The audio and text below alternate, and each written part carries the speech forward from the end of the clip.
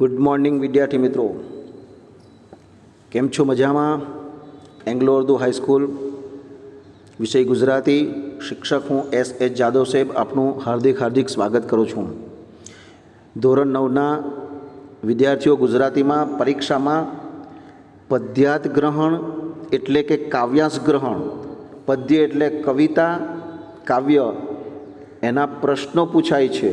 તમારે ફક્ત પરીક્ષામાં એના પ્રશ્નોના ઉત્તર જ લખવાના છે કાવ્યમાંથી જોઈને. કાવ્ય ગમે તે પૂછાય, તમારે એના ફક્ત પરીક્ષામાં પ્રશ્નોના ઉત્તર લખવાનો છે કવિતામાંથી જોઈને તમારી ભાષામાં. બીજો એક પ્રશ્ન પૂછાય છે વિચાર વિસ્તાર અથવા તો અર્થ વિસ્તાર. કોઈ પણ બે પંક્તિ આપી હોય તેનો તમારે વિસ્તાર કરવાનો, સમજાવવાનો છે ભાવાર્થ. તો તમને પરીક્ષામાં ઉપયોગી થઈ શકે અને કદાચ આ તૃતીય પરીક્ષામાં પૂછાય તો પણ તમને કામ લાગશે. આ પદ્યાર્થ ગ્રહણ અને આ વિચાર વિસ્તાર બંને તમે ગુજરાતી નિબંધની નોટમાં લખજો. જુઓ અહીંયા મિત્રો, પદ્યાર્થ ગ્રહણ એટલે કે કાવ્યાંશ ગ્રહણ. અહીંયા કવિતા આપી છે. મોબાઈલ આડો રાખો અને આ કવિતા પહેલાં આપણે વાંચીએ છીએ. એટલો તને ઓળખ્યો વાલા, ઓળખું જરાય નહીં, લાખ લીટીએ લખું તો એ લખ્યો લખાય નહીં.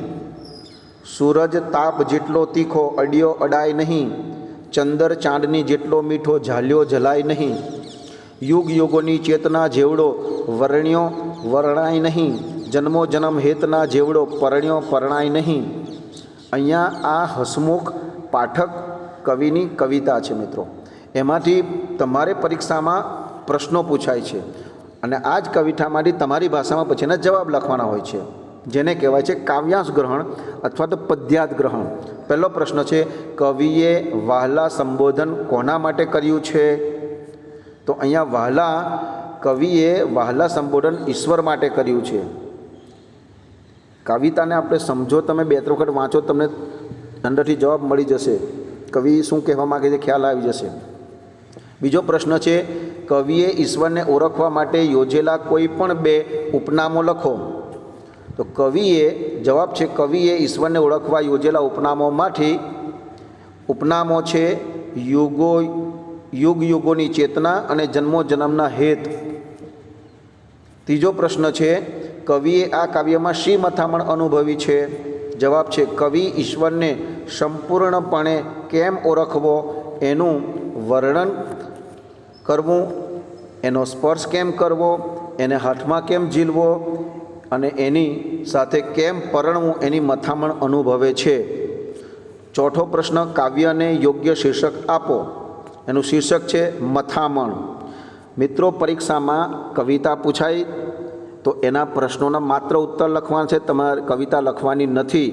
ફક્ત ને ફક્ત કવિતામાંથી ઉત્તર શોધીને લખવાના છે. આ પદ્યાર્થ ગ્રહણ, કાવ્યાંશ ગ્રહણ તમારી નિબંધની નોટમાં પણ લખજો. કદાચ અત્યારે આવનારી પરીક્ષામાં પણ આ પૂછી શકાય. આગળ બીજો એક પ્રશ્ન પૂછાય છે મિત્રો, અર્થ વિસ્તાર. જુઓ, મોબાઈલમાં આડો રાખીને જુઓ, મોબાઈલ દેખાશે. તમે પહેલો નિબંધમાં વર્ષા ઋતુ લખ્યો છે, બીજો તમને રાઠોડ સાહેબે પદ્યાર્થ ગ્રહણ સમજાવ્યો છે, લખાવ્યો છે. છતાં ન લખ્યો હોય તો આ બીજો મેં લખાવ્યો તો લખી દેજો, પરીક્ષામાં કદાચ પૂછાય. ત્રીજો પ્રશ્ન છે અર્થ વિસ્તાર, યાને વિચાર વિસ્તાર. અર્થ વિસ્તાર અને વિચાર વિસ્તાર પણ કહે છે, બંને એક જ છે. જુઓ, અહીંયા કાવ્ય પંક્તિ આપી છે. અર્થ વિસ્તાર, વિચાર વિસ્તાર એટલે કોઈ પણ વિચાર એનો વિસ્તાર કરવાનો. કોઈ કાવ્ય પંક્તિ આપી હોય, કોઈ સુવિચાર હોય, એને સમજાવવાનો. અહીંયા કાવ્ય પંક્તિ આપી છે. જુઓ, સફળતા જિંદગીની હસ્તરેખામાં નથી હોતી, ચણાયેલી ઇમારત એના નકશામાં નથી હોતી. આ કાવ્ય પંક્તિ છે. ખૂબ સુંદર મજાની આ શેર છે ગુજરાતીનો, એને સમજાવવાનો હોય છે. પરીક્ષામાં આવી બે પંક્તિ આપી હોય, તમારે ફક્ત એનો ભાવાર્થ સમજાવવાનો હોય છે. જો પ્રસ્તુત પંક્તિમાં કવિએ પ્રારબ્ધને ભરોસે બેસી રહેનારને પુરુષાર્થનો મહિમા સમજાવવાનો સચોટ પ્રયત્ન કર્યો છે. જિંદગીની સફળતા કેવળ માનવીની હસ્તરેખામાં નથી હોતી. હસ્તરેખાનો ઉકેલવા માત્રથી ઉન્નતિ અને સિદ્ધિ પ્રાપ્ત થતા નથી. તે માટેનું ઉદાહરણ આપતા તે જણાવે છે કે ઇમારતની ડિઝાઇન એના નકશામાં હોય છે. ચણાયેલી ઇમારત તો એણે કરેલી મહેનતનું પરિણામ છે. એ જ રીતે હસ્તરેખાઓ ભાગ્ય ગમે તેટલો બળવાનો ન હોય, પરંતુ ગમે તેટલું બળવાન હોય પરંતુ તેને સાકાર કરવા માટે પુરુષાર્થ કરવો જ પડે. પુરુષાર્થ જ પારસમણી છે. સંસ્કૃતમાં કહેવાયું છે, ઉદ્યમેન હિ સિદ્ધ્યંતિ કાર્યાણી ન મનોરથૈ. માત્ર ઈચ્છાઓ કરવાથી નહીં, ઉદ્યમ કરવાથી જ કાર્યો સિદ્ધ થાય છે. આપણે ભાગ્યને ભરોસે બેસી ન રહેતા સફળ થવા માટે સખત પુરુષાર્થ કરવો જોઈએ. તો વિદ્યાર્થી મિત્રો, મેં તમને આ વિડીયોમાં પદ્યાર્થ ગ્રહણ, કવિતાના સવાલ જવાબ અને વિચાર વિસ્તાર, કાવ્ય પંક્તિની સમજૂતી કેવી રીતે કરવાની એ સમજાવી દીધું. ધોરણ 9ના તમામ વિદ્યાર્થીઓ આ બંને વસ્તુ તમે તમારી નિબંધની નોટમાં લખજો, અમે ચેક કરીશું. પહેલો વર્ષા ઋતુ લખાવ્યો છે, પછી આ બીજો પદ્યાર્થ ગ્રહણ અને ત્રીજો ક્રમ આપજો વિચાર વિસ્તારને.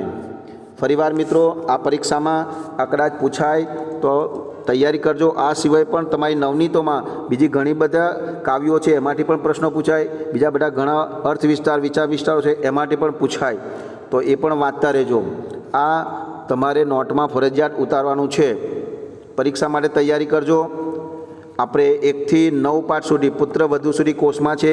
એમાં વિકલ્પો, નાના મોટા પ્રશ્નો, સાહિત્ય પ્રકાર, કૃતિઓ, કવિ લેખકના નામ અને એ બધું પૂછાશે. તો સવાલ જવાબ, વ્યાકરણ અને આ વર્ષા ઋતુ નિબંધ લખાવ્યો છે, પછી આ પદ્યાર્થ ગ્રહણ અને અર્થ વિસ્તાર, એમાંથી કોઈ પણ પૂછાય તો પરીક્ષા માટે તૈયારી કરજો. Thank you very much. નિબંધની નોટમાં વર્ષા ઋતુ, પદ્યાર્થ ગ્રહણ અને વિચાર વિસ્તાર લખેલા હોવા જોઈએ. થોડા દિવસમાં અમે ચેક કરીશું. આભાર.